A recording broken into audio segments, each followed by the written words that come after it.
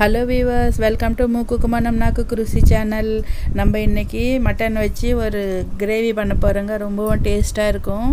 Mutton வந்துட்டு எடுத்துருக்கோங்க, ஃப்ரெஷ்ஷாக நல்லா ஆட்டுக்கடா கறி. இதில் வந்துட்டு உப்பு போட்டுக்கலாம். இஞ்சி பூண்டு விழுது வந்துட்டு ஒரு கரண்டி எவ்வளோ போட்டிருக்காங்க. இதில் வந்துட்டு மசாலா சேர்த்துக்கலாம். ஏலக்காய், சோம்பு, லவங்கம், பட்டை, கசூரி மேத்தி போட்டிருக்கேங்க. இப்போ வந்துட்டு ஃப்ரை பண்ண வச்சுருக்கிற வெங்காயம் போட்டிருக்கேன். ஃப்ரைட் ஆனியன் போடுறதுனால கிரேவி ரொம்ப நல்லா வருங்க. அதில் வந்துட்டு மசாலா வந்துட்டு மிளகா பொடி, தனியா பொடி, கரம் மசாலா பொடி,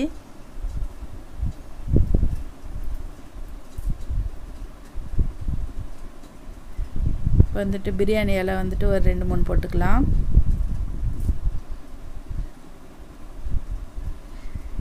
நல்லா ஒரு கைப்பிடி அளவுக்கு கருவேப்பிலை போட்டிருக்காங்க. இப்போ வந்துட்டு எண்ணெய் வந்துட்டு ஒரு கரண்டி அவ்வளோ எண்ணெய் விட்டுக்கிட்டால் போகிறோங்க. நமக்கு இது மட்டனுன்றதுனால அதில் வந்துட்டு நல்லா கொழுப்பு இருக்குது. அதிலிருந்தும் எண்ணெய் நல்லா வெளியே வரும். ஒரு கரண்டி எண்ணெய் விட்டுக்கலாம்.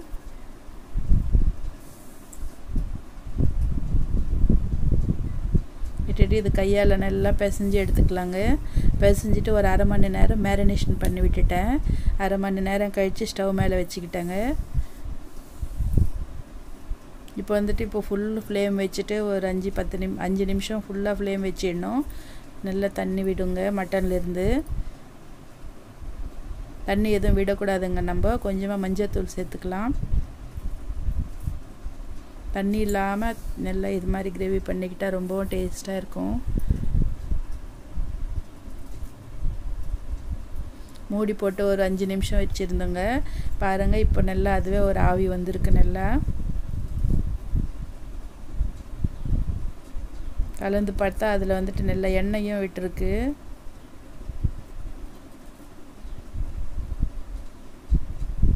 இப்போ வந்துட்டு ஃப்ளேம் குறைச்சி வச்சுக்கலாம். மீடியமில் வச்சுக்கலாம். இப்போ மட்டனில் இருக்கிற தண்ணியெல்லாம் வெளியே வருங்க. நம்ம உப்பும் போட்டிருக்கோம் இல்லையா, அதனால சீக்கிரமாக தண்ணி வரும் மட்டன்லேருந்து. பாருங்கள், இப்போ கொஞ்சம் தண்ணி லைட்டாக வருது. இன்னும் ஒரு 10 நிமிஷம் மூடி போட்டு வேக வச்சுக்கிட்டேன்னா அப்புறமா பார்க்கலாம். ஒரு 10 நிமிஷங்க. இதோட 15 நிமிஷம் ஆயிடுச்சு. இப்போது 10 நிமிஷம் வெந்தாக்க இது மாதிரி நல்லா தண்ணி விட்டுருக்கு. இதையும் நல்லா கலக்கிக்கலாம். நம்ம தண்ணி விடலான்றதுனால அப்பப்போ வந்துட்டு மூடி திறந்து ஒரு வாட்டி கலக்கிக்கிட்டோம்னா நமக்கு அடி பிடிக்காமல் இருக்கும். நம்ம ஃப்ளேமையும் மீடியமில் தான் வச்சுக்கணும். ஹை ஃப்ளேமில் வச்சா மட்டனில் தண்ணி விடாது. அதனால் நம்ம ஹை ஃப்ளேம் வைக்காமல் மீடியம் வச்சுக்கிட்டோம்னா நல்லா மட்டன்லேருந்து தண்ணி வந்து நல்லா வெந்து வரும்.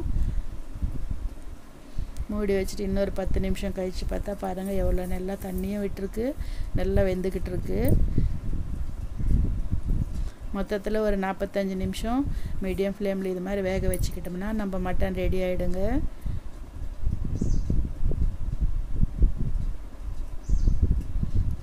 இது நல்லா இட்லி, தோசை, உளுந்து வடை எல்லாத்துக்கும் நல்லாயிருக்கும். பூரி சப்பாத்திக்கும் ரொம்ப டேஸ்ட்டாக இருக்கும். எப்பவும் செய்கிற மட்டனை விட தண்ணி விடாமல் இது மாதிரி ஒரு வாட்டி செஞ்சு பாருங்கள். ரொம்பவும் டேஸ்ட்டாக இருக்கும். பார்த்துட்டு இருந்தாவே வாயில் தண்ணி வருது இல்லையா, அவ்வளோ டேஸ்ட்டாக இருக்கும். நீங்களும் ட்ரை பண்ணுங்கள். நம்ம சேனல் சப்ஸ்கிரைப் பண்ணிக்கோங்க, லைக் பண்ணுங்கள், உங்கள் ஃப்ரெண்ட்ஸுக்கு ஷேர் பண்ணுங்கள். நீங்களும் இதே மாதிரி செஞ்சு பார்த்துட்டு எப்படி வந்ததுன்னு கமெண்ட் செக்ஷனில் கமெண்ட் போடுங்க.